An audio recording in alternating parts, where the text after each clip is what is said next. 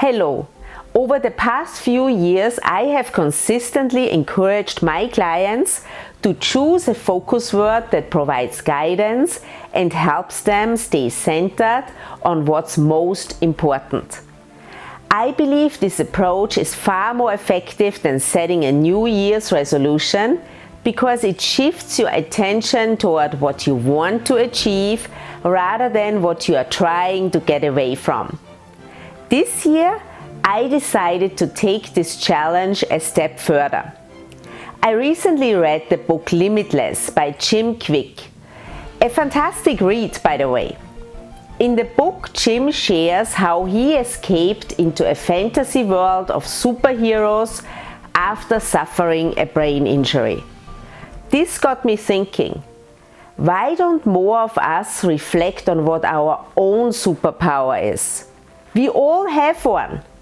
Yet, while we often hear about the things we don't do well, we rarely focus on that one thing we truly excel at. What if more people adopted this thought process? Your superpower feels easy and effortless, like it's second nature. For me, I believe my superpower is connecting with people and helping them shift their mindset by viewing challenges from a new perspective. What's yours? Determining your superpower might feel challenging at first, especially if it's something you have never consciously thought about.